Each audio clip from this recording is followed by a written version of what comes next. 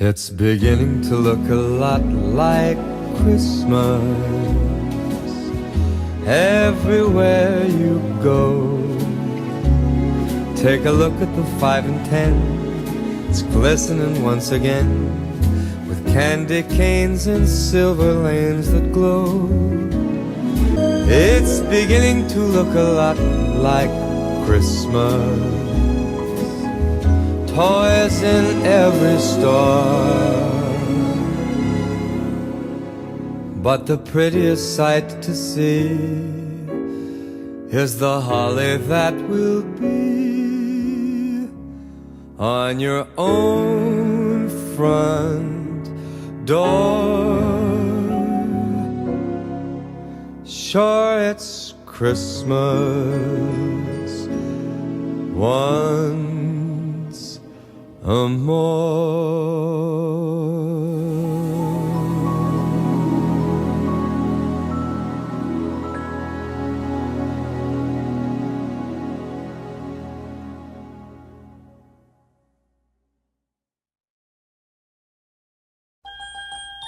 Peter Parker, played by Brenton Thwaites, and Miles Morales, played by Miles Brown, swing through the snowy skies of New York City during Christmas time.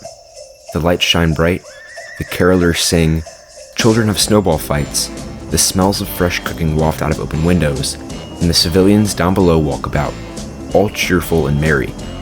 This is by far the best time of the year. Nothing can beat this feeling. I know, right? Really makes you wonder why villains still act like a-holes around this time, though. The two Spider-Men swing down towards a department store, as the Shocker, played by Joel McHale, comes running out with a bag of money. It's Christmas Eve, Shocker. Where's your spirit? I'm Jewish. Oh, sorry. Happy Hanukkah? Shocker blasts Peter with his concussive shockwaves, and sends him flying back into a snowman. All of a sudden, Shocker gets hit in the head with a snowball, and turns around to see Miles Morales perched on top of a lamppost. I've got cool blasts too. Wanna see him? Miles jumps off the lamppost and hits Shocker with his venom blast. Shocker falls back, but quickly gets back up. Thanks, kid. Whatever that was just gave my blasters an upgrade. Shocker fires his blasters, and a giant shockwave bursts through the air, shattering every window on the block. Miles, can we not do that again, please? Yeah, note taken. Both of the Spider-Men swing towards Shocker and try to land punches, but his blasts are too strong now. Actually, Miles, forget what I just said. I think you need to hit him with as many venom blasts as possible. To overload his blasters, right? You read my mind. Miles repeatedly hits Shocker with his venom blasts, and Peter works on creating a web barrier that will protect all the civilians from the concussive shockwaves. Shocker eventually gets charged up so much that his blasters begin to overload, and he creates a shockwave that completely demolishes everything inside of the web barrier, including his suit. Spider-Man webs Shocker up and leaves a note for the police that says, "Put this man on the naughty list, fellas." Can't you ever just let me complete one gig, Spider-Man? Then how would you ever learn your lesson, Herman? Character development. You should really try it sometime. We cut to Miles' apartment, where his mother, Rio Morales, played by Gina Rodriguez, and Peter's girlfriend, Mary Jane Watson, played by Zoe Dutch, hang up some ornaments on the Christmas tree. Thank you for your help, MJ. This looks great. Of course. I wonder when Peter and Miles will be here, though. We still have to make cookies. Peter Parker and Miles Morales both come swinging through the window. Did I hear cookies? We totally just stopped the Shocker and absolutely saved Christmas. Well, I mean, we saved Bloomingdale's. All of Christmas is kind of a stretch. We cut to an apartment on a worse side of the town. There aren't any lights up, and everything just seems gloomy and sad. We see Flint Marko, played by John Cena, sitting with his daughter. I know Christmas hasn't been great this year, honey, and I want to do something to make it up to you. I scrounged up some money, and I want you to tell me what you want. It can be anything. Anything? Really? Yep.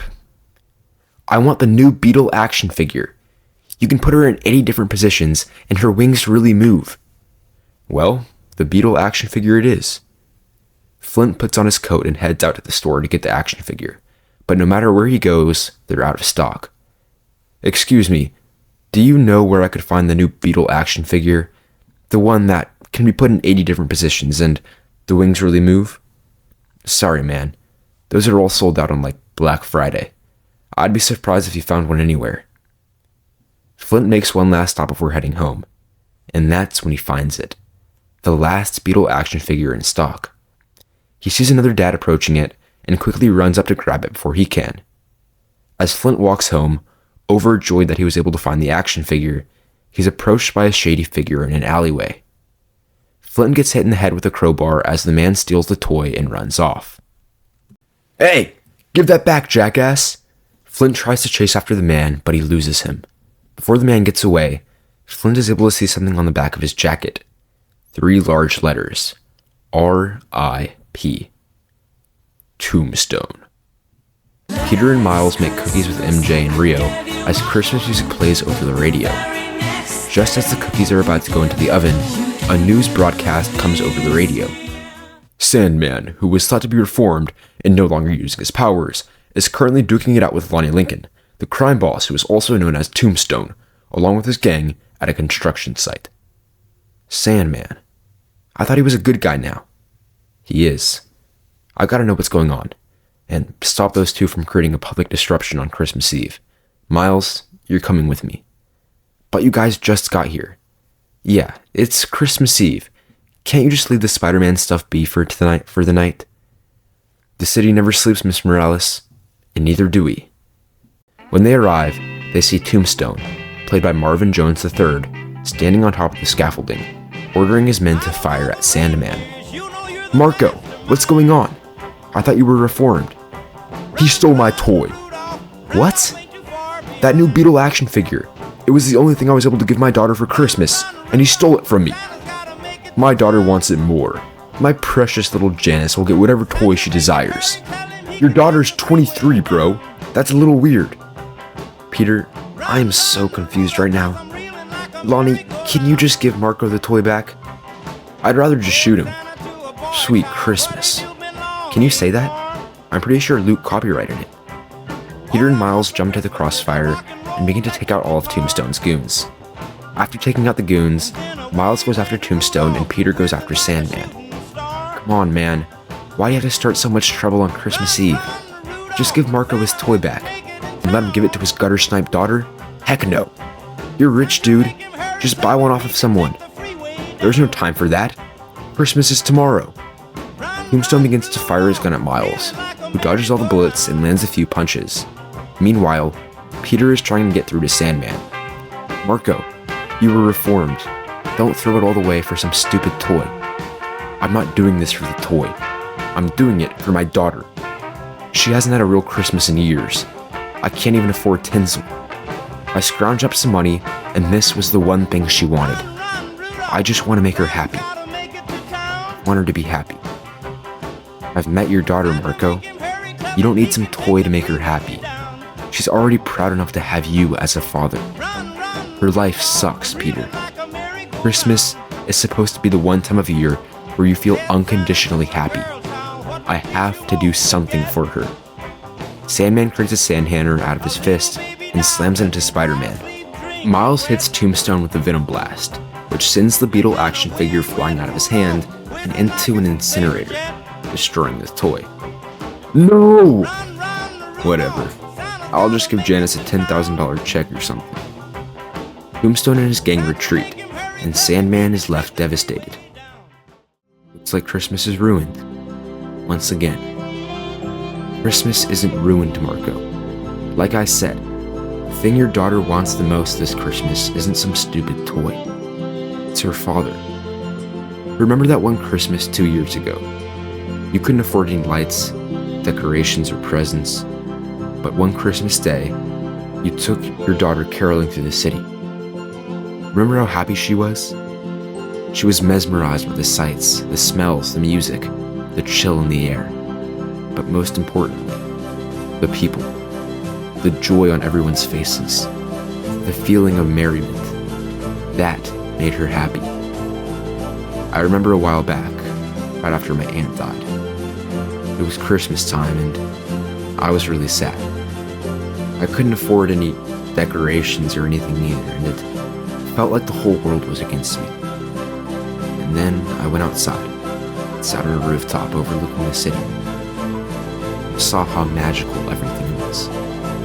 How it seemed like even in dark times, the feeling of Christmas can bring joy to anyone. And then my girlfriend came and sat right by me. And all of a sudden, I didn't feel sad and alone anymore.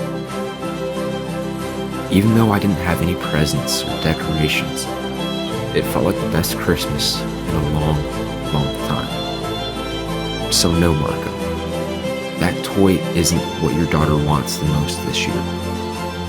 She wants to see you happy. She wants to feel that magic. You know what? Why don't you spend Christmas with us? I think it could be good for her. Thanks, Peter, but I don't know. Sandman walks back home as Peter and Miles swing off into the snowy sky.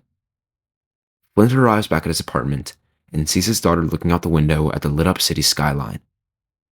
I'm sorry, honey. I let you down. I couldn't get the toy. That's okay, Dad. Can we go out caroling like we used to? Yeah. Yeah, we can. Peter, Miles, MJ, and Rio sit around the dining table, about to eat a turkey dinner, as they hear a knock on the door. I'll get it. Peter opens the door and sees Flint Marco, along with his daughter. Is it too late to take you up on your offer? Come on in. Hey, Miles. I think we just saved Christmas. Flint and his daughter sit at the table and dig into the meal, as everyone laughs and has a good time. Carolers sing outside, and the snow comes pouring down, and for the first time in forever, Flint can see that his daughter really is happy.